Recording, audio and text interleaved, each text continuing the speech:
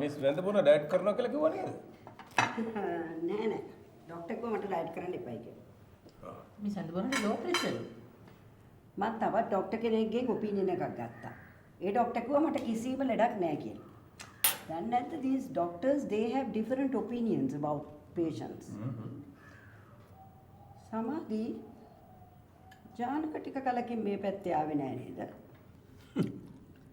ජානකට business වැඩ ඇති.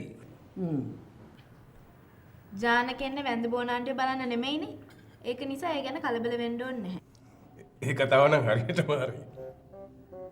ශරීන් සමාධියට දැන් අමතක වෙලා මං කවුද කියලා. ඒකයි ඕම කතා කරන්නේ. Take it easy මිස් වැඳපුණ. එයා බිහිලුවක් නිකලේ. සමාධි කතා කරනවා වගේම තමයි වගකීමක් නැතුව වැඩ කරන්නේ. මොනවාද මම වගකීමක් නැතුව කරලා තියෙන්නේ?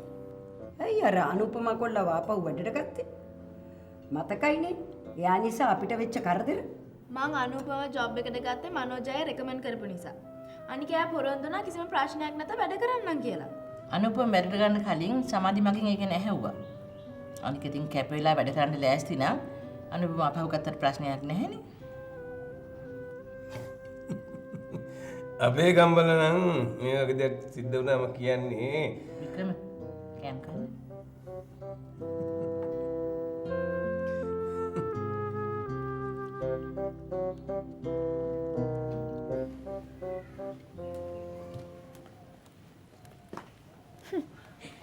අද උදේ පාන්දරම ක්‍රිකට් ගහන්නද කල්පනා? ඔව්. මං උයලා අංකල් වැඩට යවලා ඊට පස්සේ වත් එක්ක ක්‍රිකට් ගහන්න එන්න. හොඳේ? මට ඔයා එපා සමාධියෙන්දි මට චොකලට් එකකුත් තරන් එයි. අද සමාධි ඇන්ටියන එකක් නෑ පුතේ. එයාට ගොඩක් වැඩ තියෙනවනේ. මට ආන්ටි සමාධි වෝනි. මනෝජ් මෙයා ඊයේ රෑ ඉඳලා සමාධි වෝනේ කියනවා. අපි අමලා ගෙදර ගිහිල්ලා එන්නද? නැත්නම් අපි ඩ්‍රොප් කරලා යනවද? අපි යන ආන්ටි සමාධිලා ගෙදරද? ඔව්. එපා එපා මේ එහෙ යන්න ඕනේ නෑ. අනේ එපා කියන්න එපා අංකල්. අනේ මනෝජ් අපි ඔන්නේ ගිහිල්ලා එන්න. එහෙ යන්න එපා. මං හේතුවක් ඇතුව එහෙ යන්න එපා කියන්නේ. පසින්දු එන්න එන්න අපි සෙල්ලම් කරමු. හා? මාදු ඔයා ගිහලා කැමටි කියලා හැස්ස කරන්නකෝ. රයිට් එන්න. අනේ අංකල් අනේ සමාධි ඇන්ටිලා ගෙදර යකෝ. ඔයා කැමතිද සමාධි ඇන්ටිව ඔයාට හැමදාටම හම්බ වෙනවට? ඔව්. හා එහෙමනම් සමාධි ඇන්ටිලා ගෙදර යන්න ඕනේ කියලා ඉවරලා ඇන්ටිට කරදර කරන්න එපා. මොකද ඔයාට සමාධි ඇන්ටිව ළඟදිම හැමදාම හම්බ වෙනවා. හැමදාටම හම්බ වෙනවා. කැමතිද? කැමති. දාන්න පහක්. Yes.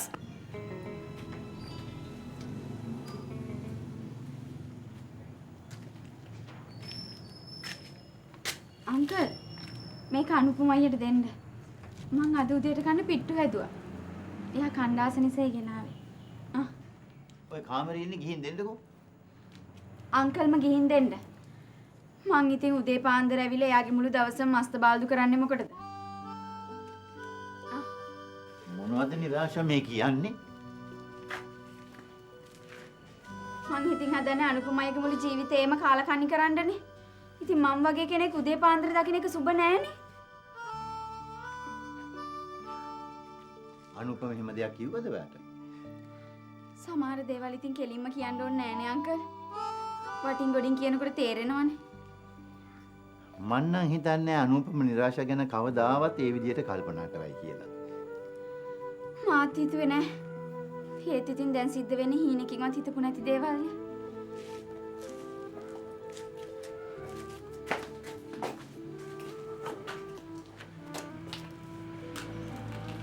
ඕවා ගණන් ගන්න එපා අනුපම.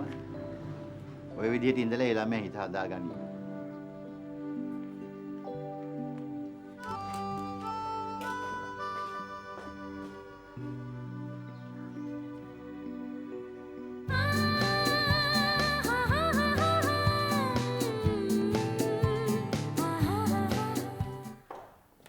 Good morning, Samadhi.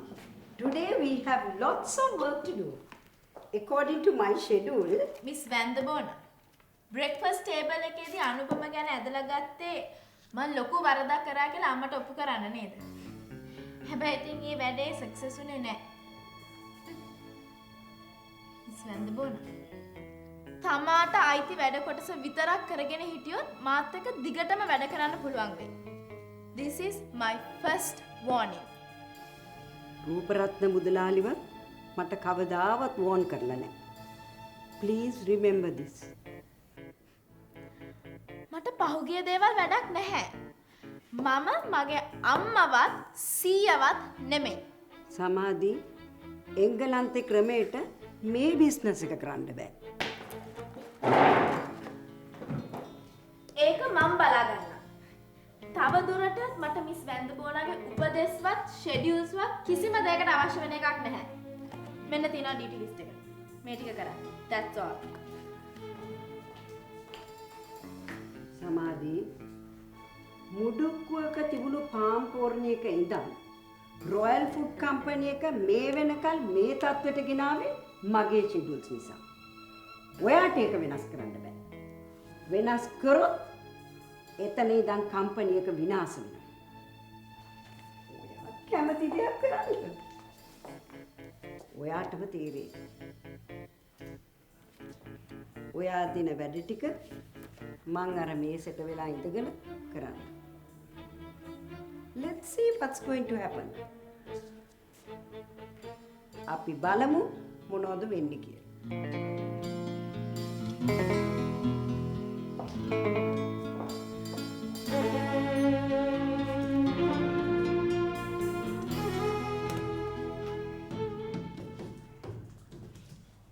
අනුපම ඔයාලට ජොබ් එකේ මොකක් හරි ප්‍රශ්නයක් තියෙනවා නම් ඔයා කෙලින්ම මාත් එක්ක කතා කරන්න.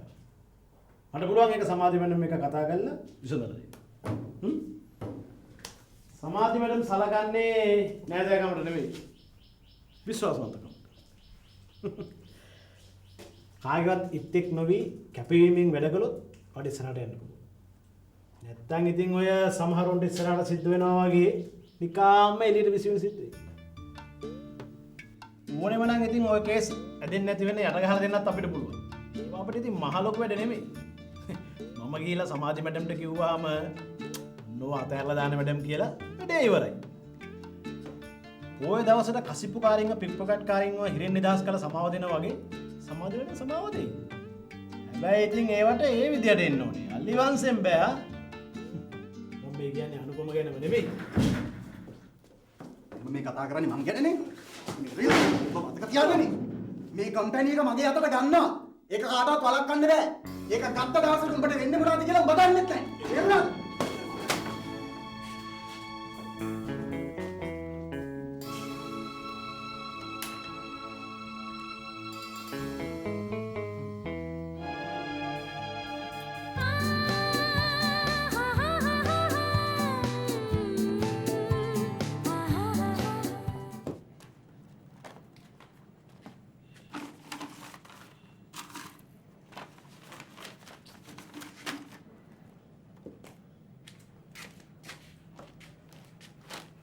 නිරාශා ඔයා කොච්චර හෙව්වත් ඔයාට කිසිම දෙයක් හොයාගන්න වෙන්නේ නැහැ.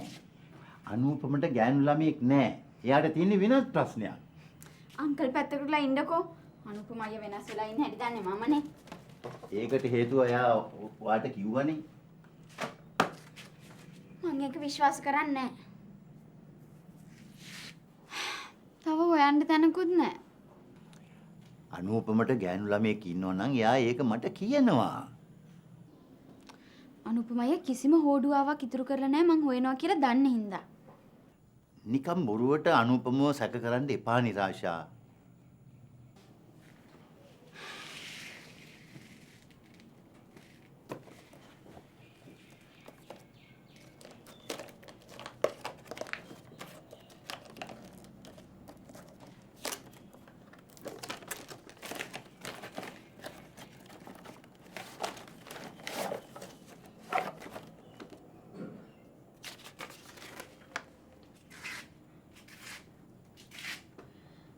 මැච් එක වෙනුවෙන් ඔයා අරන් දුන්න දේවල් වලට මගෙන් පුංචි තෑග්ග. මං හිතනවා ඔයා මේකට ආස වෙයි කියලා. අනුපම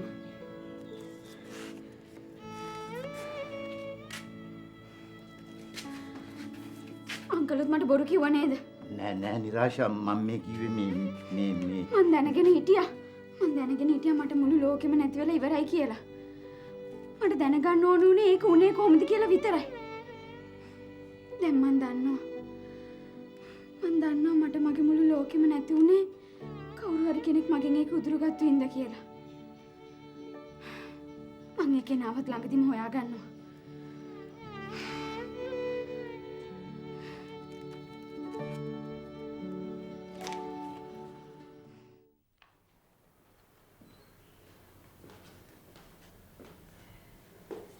අනුප වෙන්න. වඩින්න.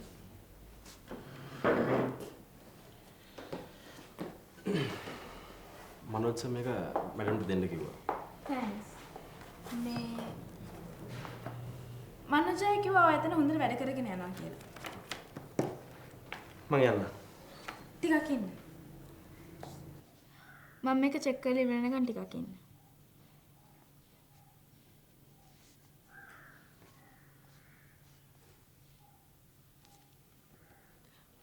මෙතන බලන්න. මේ ඕඩර් එක හරියට එන්ටර් වෙලා නැහැ වගේ.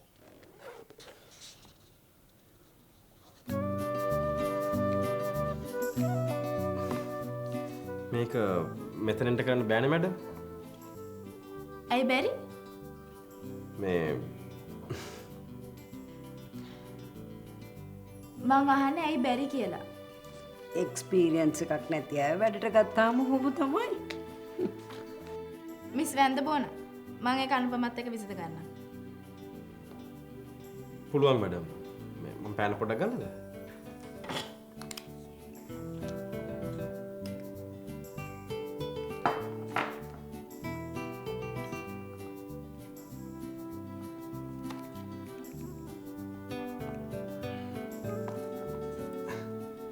බලන්න මැඩම් හරිද කියලා?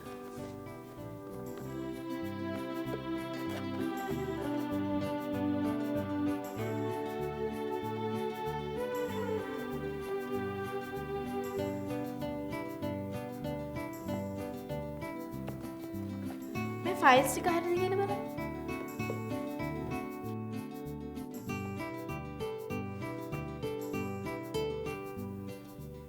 මමත් ෆයිල්ස් ටික චෙක් කරොත් හොඳයි නේද? නෑ ඕනේ නෑ. අනුපමට දැන් යන්න පුළුවන්.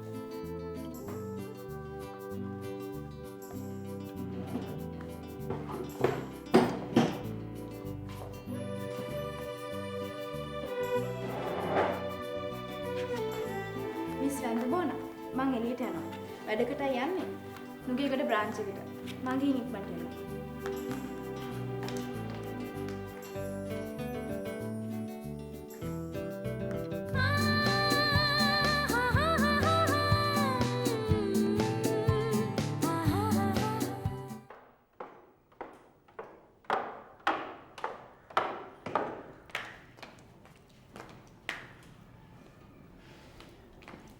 මං ඇවිත් තියෙන්නේ හොඳ වෙලාවට. තවත් ටිකක් ලේට් වුණා නම් මට ඔයා මීට් වෙන්නේ නැහැ. මං යන්නේ හදිසි වැඩකට. මට ඒක කැන්සල් කරන්න බෑ. ඒකට කමක් නැහැ. ඔයා ගිහින් එන්න. මං එනකන් ඉන්න. මං ආයෙත් එන වෙලාවකුත් මට ඔයාට කියන්න බෑ. කොහොම හරි ඔයා මට හම්බ වුණානේ. පහුගිය ටිකේ වැඩ වගේක මං හිර වෙලා හිටියේ. බිස්නස් වැඩ තමයි. දැන් ටිකක් විතර නිදහස්. කාලෙකින් ආපු නැති ගැන මාත් එක්ක තරහ වෙන්න එපා. ඔයා ඔයාගේ වැඩ කරගන්න. හැමදාම එන්න ඕනි කියලා මං ඔයාට කියලා නැහැනේ. අඩුම තරමේ මං හිතුවා මට කෝල් එකක්වත් දෙයි කියලා. මටත් ගොඩක් වැඩ තියෙනවා. මං ඒක දන්නවා. ඒත් මං දෙන කෝල් කට් කරන්න නැතුව වචන දෙකක් හරි කතා කරන්න බැරි කමක් නැහැනේ ඔයාට. වැඩ කරන වෙලාවට මං ෆෝන් එක ආන්සර් කරන්නේ නැහැ. මං දැන් යන්න ඕනේ. සමාධි. මං ඔයාට කරදරයක් වෙන කිසිම දෙයක් කරන්නේ නැහැ. ඔයා කියනවා නම් මං නිතර මීට් වෙන එකත් නතර කරන්න.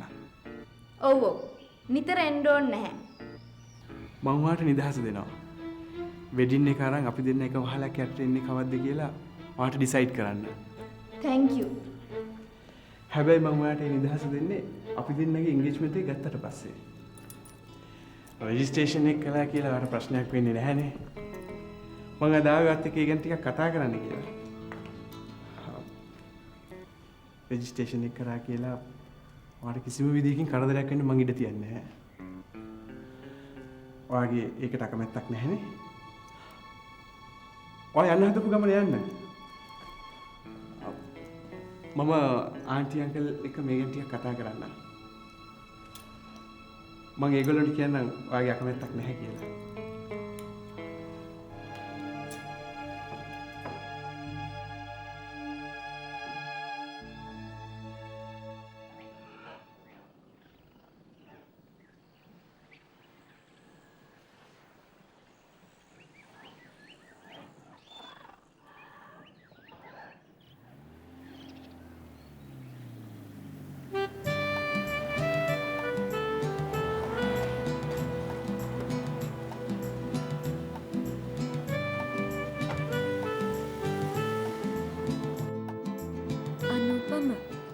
ජානක අපිට ලොකු ප්‍රශ්නයක් වේගෙන යන්නේ.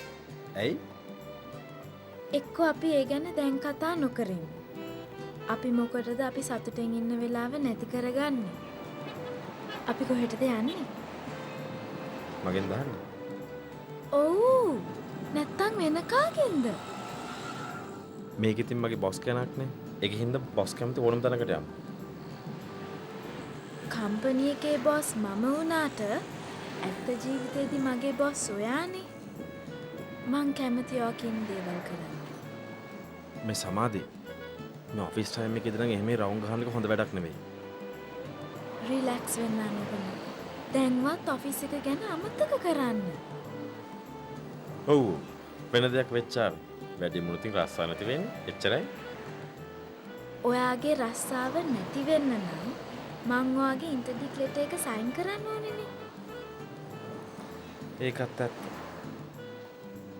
අනුපම මට ඔයත් එක්ක වැඩ කරන්න පුළුවන් පෝස්ට් එකකට මං ඔයාව ඉක්මනටම දානවා. එතකොට අපිට හැමදාම මේ යන්න පුළුවන් නේ. ඒක නම් රස්සා විතරක් නෙවෙයි බෙල්ලත් ගහලන වැඩක්. කමක් නැහැ. වෙන දෙයක් වෙච්චාවේ. දැන් ඉතින් මං ඔයාට ගැලවෙන්න දෙන්නේ නැහැ. හැමදාම මං ළඟ තමයි.